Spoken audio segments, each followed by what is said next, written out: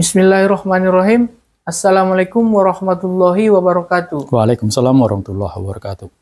Alhamdulillahirabbil alamin wassalatu wassalamu ala asrofil anbiya'i wal mursalin wa ala alihi wa sahbihi ajma'in.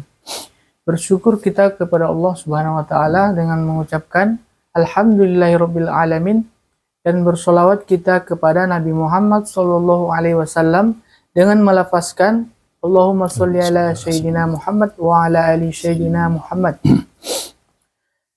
Pemirsa Kifah Channel yang dirahmati Allah, berjumpa lagi kita di acara talk show bersama Kifah Channel, yang mana kita akan membahas tentang berita-berita terviral saat ini berkaitan dengan kita, posisi kita dan umat Islam saat ini.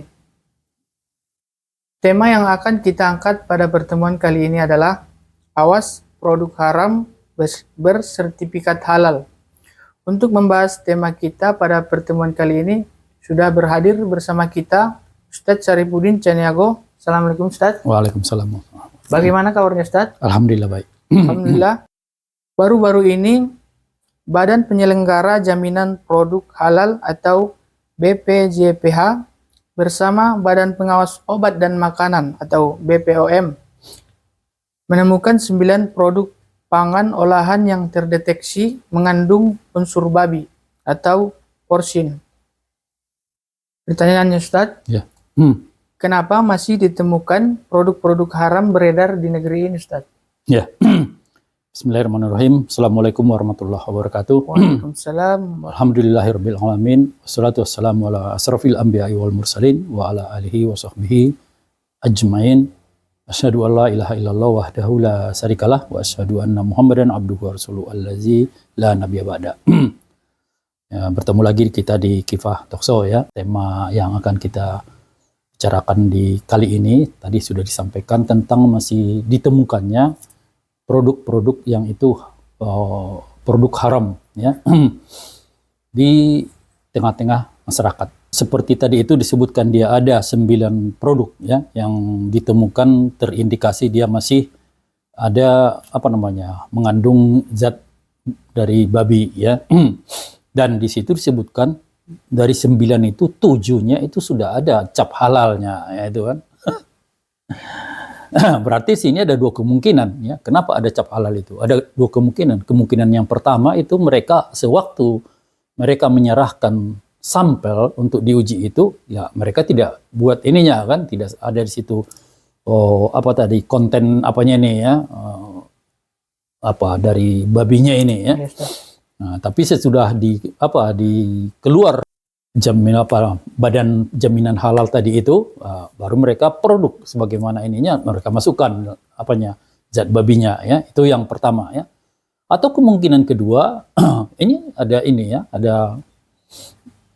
ada hal yang buruk di sini terjadi. Ada permainan ya antara pihak pembuat label ini dengan pihak produsen ya. Karena kita tahu ya di negeri kita ini memang hal-hal begini sudah menjadi lumrah ya, antara adanya kong kali kong antara para aparat negara ya dengan ini ya, dengan pihak-pihak lain ya untuk memperkaya diri mereka ya. Nah, itu yang kedua, 2 hal itu ya yang membuat masih ditemukannya itu. Nah, kemudian kedua, kita melihat ini tidak bisa kita kita kesampingkan dari pandangan produk dalam sistem kapitalisme ya. Kita tahu sistem kapitalisme itu mereka menganggap produk yang boleh mereka produksi itu adalah apa saja yang diinginkan oleh manusia. Nah, itu ya. Sehingga selama masih ada yang menginginkannya itu menjadi sah untuk dibuat, sah diproduk, dibuat produksinya ya, apapun ya, tanpa memperhatikan lagi apakah produk ini adalah produk yang berbahaya atau tidak kepada manusia. Itulah dia pandangan ekonomi kapitalis dari sisi untuk memproduksi sesuatu. Makanya kita lihat seperti negara kapitalisme terbesar Amerika saat ini ya. itu negara yang ini ya tingkat pembunuhannya itu sangat luar biasa ya. Dan itu disebabkan oleh legalnya di sana pemilikan senjata api. Ya, mudahnya orang untuk memiliki senjata api di sana, sehingga senjata api beredar. Makanya kemarin itu ada kita dengar itu anak masih remaja itu kan dia nembak kawannya pakai senjata gitu kan. Dan ini produk ini sudah begitu mengerikannya dampaknya ke Amerika, ini tidak bisa mereka hentikan. Ya. Sudah ada dari beberapa pihak yang meminta pemerintah untuk menertibkan ini agar tidak sebebas ini, tapi tidak bisa. Karena dia peminatnya banyak sekali. Jadi kalau dia peminat banyak sekali, mereka tidak memproduksi barang yang diminati orang itu, mereka merasa rugi ya, mereka merasa ini menyanyiakan potensi bisnis. Makanya itu juga karena kita juga menerapkan sistem kapitalisme, itulah yang terjadi di negeri kita ini. Walaupun negeri kita ini adalah negeri mayoritas Muslim, tapi inilah kita masih menemukan ini ya. Ini dia masih di di satu sisi bahan makanan, banyak lagi lain-lain yang haram itu masih kita temukan juga di sini kan. Nah, ini dia makanan, ada lagi produk-produk lain yang bukan makanan gitu kan. Itu ditemukan juga ya. Jadi makanya tidak bisa kita pisahkan ini dari pandangan produksi dalam sistem kapitalisme ya. Sehingga selama kita itu masih menerapkan sistem kapitalisme ini, hal-hal begini akan terus muncul ya. Nah, begitu pula dari sisi ininya kan, dari sisi kapitalisme itu orang-orang semuanya asas mereka itu manfaat ya, dan kemudian apa yang mereka pikirkan itu harta. Nah, sehingga terjadilah tadi ini terjadi kong kali kong antara para pengusaha dengan penguasa itu kan. Nah, mau sambil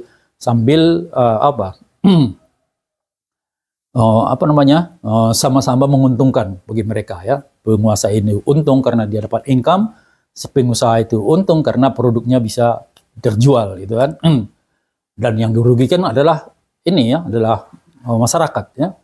Terutama kalau ini masalah produk haram, maka yang dirugikan di sini tentunya kaum muslim ya. Jadi ini yang membuat memang ini selalu terjadi ya. Ke depan pun ini akan terjadi karena tadi itu beberapa hal tadi itu mungkin. Ustadz. Kemudian Ustadz, apakah yang mengandung unsur babi ini saja yang haram, Ustadz? Iya. Ya, ini kebetulan di sini dia yang sedang diapakan adalah fakta bahwa yang ditemukan itu makanan yang mengandung unsur babi. Ya. Tapi sebenarnya kan dalam Islam kan tidak cuman yang diharamkan itu babi, ya. Di anjing itu haram juga. Jadi ada kelompok hewan itu ada spesifikasinya. Ini mereka kalau masuk spesifikasi ini maka dagingnya haram, nah itu kan, dagingnya haram. Dari sisi kukunya, kuku berapa ganjil genap, nah itu pun menjadi ini ya. Apakah dia binatang buas yang pemakan daging, nah ini pun dia menjadi kategori-kategori ya. Dan kemudian ada lagi yang disebut itu dia bangkai. Jadi bangkai ini tidak seperti yang anggapan kita udah busuk gitu kan. Yang disebut bangkai itu begitu dia mati dia bangkai ya. Nah, begitu dia mati walaupun dia masih 1 detik itu udah bentuknya udah bangkai. Itu tidak boleh ya. Kecuali tadi ini dia dibunuh dia secara syar'i ya, memang sengaja dia dibunuh seperti umpamanya ayam hendak kita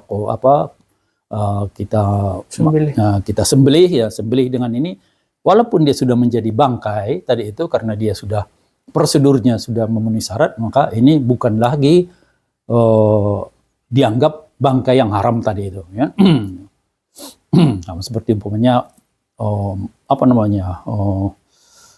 binatang-binatang yang ada di lautan, itu pun dia itu tidak terkategori bangkai kalau dia mati. Ya, tidak terkategori, tidak perlu harus disembelih. Jadi banyak sekali ya. Gitu juga dia dengan khamar ya. Khamar itu kandungan-kandungan khamar ya, itu kan dia banyak sekali sekarang apa namanya, orang membuat fermentasi dari berbagai zat, dari berbagai sumber yang itu akhirnya bisa juga berakibat sama dengan khamar ya. Nah, dan itu harus diteliti oleh tadi ini badan penjamin halal itu, makanan halal tadi ya, makanan minuman halal itu ya. Nah, jangan-jangan dia terlihat dia memang dia bukan dari bukan seperti khamar yang biasa, tapi ternyata di situ sudah terpenuhi unsur bahwa dia itu khamar ya. Artinya dia sudah mengandung alkohol atau umpamanya ya, atau dia bisa tidak mengandung alkohol tapi tetap dia bisa membuat orang mabuk atau apa ya. Nah, itu harus diteliti semuanya. Jadi banyak sekali sebenarnya dalam pandangan Islam, tidak cuma babi ya. Cuman karena di sini kebetulan kita angkat karena ada temuan fakta tentang babi itu ya. Nah, makanya tadi yang disampaikan itu tentang babi ya. Jadi itu mungkin dari sisi ininya. Ya Ustaz. Lalu bagaimana Islam memastikan agar tidak beredarnya di tengah masyarakat produk haram ini, Ustaz? Ya, yang pertama itu dia gini ya, pandangannya itu bahwa Islam itu adalah salah satunya mungkin ya, sepanjang pengetahuan saya, salah satunya agama yang itu dia di dalam ajaran agamanya itu ada mengajarkan keharaman kepada suatu makanan ya, suatu benda untuk dimakan ya. Dan juga ada keharaman untuk digunakan ya, ada keharaman lain, tapi ini kita bicara tentang makanan ya. Cuman Islam itu ya, tahu saya ya. Kalau yang lain itu bebas ya. Nah, itu. Dan itu ketika kemudian dia dalam Islam ada keharaman itu, tentu kita akan bertanya-tanya ya, keharaman itu dia kenapa sih ada keharaman itu ya. Pertama, kalau kita melihat dari firman Allah, ya Allah mengatakan, ya ayuhan nasu kulu mimma fil ardi halalan thayyibah ya.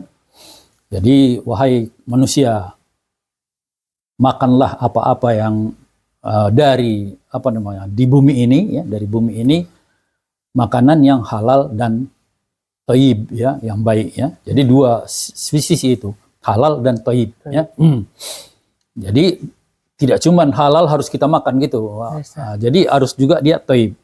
Thayyib itu bisa dia dari sisi bagaimana kita mendapatkannya itu, atau thayyib itu dia apakah itu dia, karena kadang-kadang makanan itu makanan halal tapi tetap dia umpamanya membahayakan diri kita ya. Itu bukan lagi makanan yang thayyib bagi kita itu. Banyak orang yang sudah ada penyakit diabetes gitu kan, dia sudah ada larangan-larangan baginya ya. Jadi kalau dia makan itu bukan lagi makanan yang thayyib baginya ya. Jadi itu dia halal dan thayyib ya. Kemudian Allah mau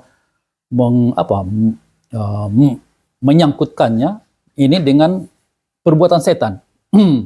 Wala tattabi khutuwatis syaiton innahu lakum aduwwum mubin ya. Jangan kalian mengikuti keinginan dari setan ya, karena setan itu musuh yang nyata bagi kalian. Jadi kita memakan yang tidak halal, memakan yang tidak thayyib itu berarti kita sudah mengikuti setan. Gambarannya itu kan. Dan ada lagi di firman yang lain itu kan, ya ayyuhallazina amanu innamal khamru ya, sesungguhnya di dalam khamar ya, wal maisir wal ansabu wal azlamu rizum min amalis syaiton ya. Fastanibuhu la'allakum tuflihun ya. Jadi situ Allah mengatakan, ya, hai orang-orang beriman, sesungguhnya pada khamar itu ya, dan maisir ya, sihir dan dan lain-lain itu itu adalah perbuatan keji dari setan ya. Jadi selalu disangkutkan itu, makan minum kita itu pun disangkutkan dengan setan. Tidak cuma perbuatan-perbuatan saja ya. Apa yang kita makan, apa yang kita minum, kalau tidak sesuai dengan apa yang dibolehkan dan diharamkan oleh Islam, berarti kita sudah mengikuti langkah-langkah dari setan itu kan. Makanya dia kemudian apa namanya, ketika kita tidak memakan makanan-makanan yang haram itu adalah bentuk dari ketaatan kita, ya, taat kepada aturan-aturan dari Allah, ya. Dan keduanya tadi itu apa namanya, kita itu tidak menjadi pengikut setan. Dan ketiganya kita harus yakin bahwa segala yang diharamkan dalam Islam itu adalah sesuatu yang buruk bagi kita, ya, buruk bagi kita. Walaupun saat ini mungkin kita belum menemukan apa keburukan-keburukannya, tapi percayalah kita bahwa itu sesuatu yang buruk bagi kita. Allah tidak mungkin dia mengharamkan kepada kita sesuatu yang justru baik bagi kita, gitu kan. Nah, pasti ada keburukan itu. Apakah keburukannya daging babi, apakah keburukannya ini semua ini, pasti ada, ya. Jadi disitulah kita harus meyakinkan diri kita, ya. Jadi itulah gambarannya itu, ya. Sehingga kemudian dengan model begini yang sangat kuat itu apa namanya, tuntunan atau keharusan dalam Islam agar kita itu tidak memakan makanan haram, ya, makanan dan minuman haram, maka itu semestinya penguasa itu harus melindungi, ya, melindungi kaum muslim dari ini, ya, dari adanya atau didapatinya apa makanan-makanan yang di situ mengandung zat-zat yang haram, ya. Karena kadang-kadang kalau kita awam kan kita nggak ngerti, itu kan, ngerti itu apanya itu. Kita lihat ya enak, kita dibikinnya aja kentang atau apa itu, tapi dia unsurnya itu kan ada, ya, unsur yang masuk dari zat babinya itu ada, gitu kan. Nah, jadi harus dilindungi. Makanya tapi itu tadi kalau dia penguasa yang masih menerapkan sistem kapitalis ini, ya susah baginya untuk membuat langkah-langkah yang melindungi secara pasti, ya, melindungi secara pasti tadi. Seperti yang kita sebut di awal tadi kan, masalah-masalahnya itu, ya, bahwa ini tidak ada masalah dalam pandangan sistem kapitalis, ya.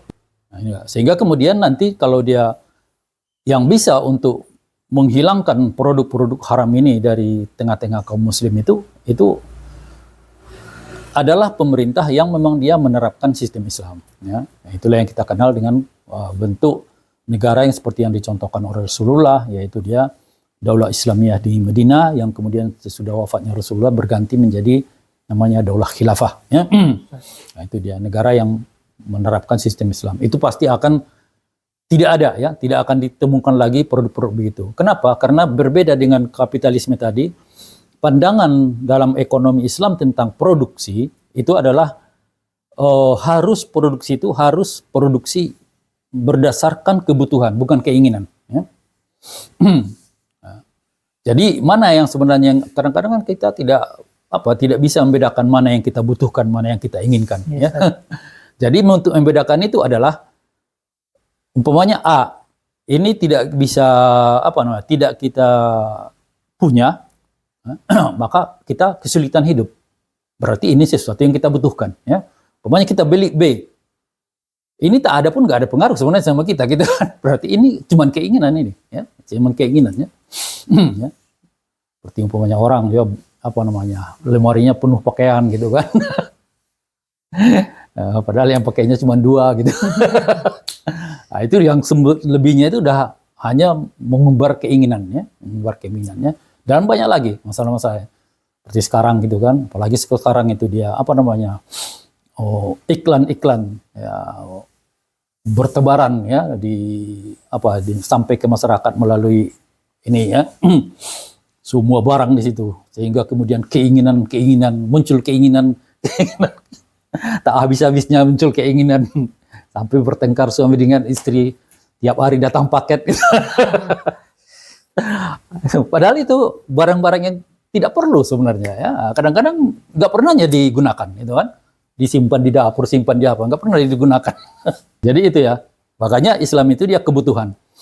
Sehingga kemudian ketika Islam melihat bahwa produksi itu harus produksi yang dibutuhkan manusia, maka di sini Islam itu menganggap segala produk yang membahayakan manusia itu dianggap bukan lagi kebutuhan manusia, ya. Nah, maka itu dilarang. Tidak mungkin manusia membutuhkan sesuatu yang akan bisa membunuh dia, kan? Yes, akan membuat dia sakit, itu nggak mungkin, ya. Nah, Jadi dia harus ini ya, sehingga kemudian bisalah tadi dipastikan segala produk-produk yang terutama makanan yang ada kita temukan itu makanan-makanan yang halalan toiban, ya itu kan halal dan toib ya. Toib itu memang tergantung kita lah. Yang penting halal itu kan. Yes, Halal disediakan halal, terserah kita lah apakah kita mau memakannya ya. Kalau kita itu tidak membahayakan diri kita memakannya karena mungkin kita sudah punya penyakit atau apa, ya boleh, itu halal bagi kita ya. Taib juga bagi kita.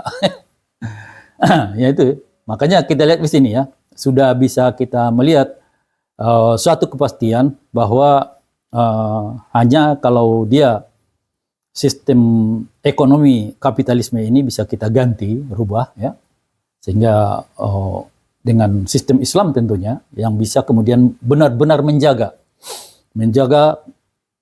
agar seluruh makanan yang beredar di tengah masyarakat, yang kita ini masyarakatnya mayoritas muslim ini, bisa benar-benar dipastikan tidak ada di situ produk-produk haram ya. Haram. Nah, itu mungkin apanya. Ya, Ustaz. Ya Ustaz, terima kasih atas penjelasannya Ustaz. Ya. Semoga dapat menambah ilmu dan wawasan kita. Pemirsa Kifah Channel yang dirahmati Allah, seperti yang Ustaz jelaskan tadi, tentu hanya pemerintahan Islam yang mendasarkan sistem kepemimpinan dan kebijakannya di atas ketundukan kepada Allah Subhanahu wa taala dan Rasulullah Shallallahu alaihi wasallam yang mampu menjaga supaya tidak beredarnya makanan-makanan mengandung unsur babi seperti yang kita bahas pada pertemuan kali ini. Jangan lupa like, komen, dan subscribe dan tekan tombol notifikasinya supaya tidak ketinggalan video-video terbaru dari channel kita. Wallahu a'lam bishawab. Assalamualaikum warahmatullahi wabarakatuh. Waalaikumsalam warahmatullahi wabarakatuh. Alhamdulillah.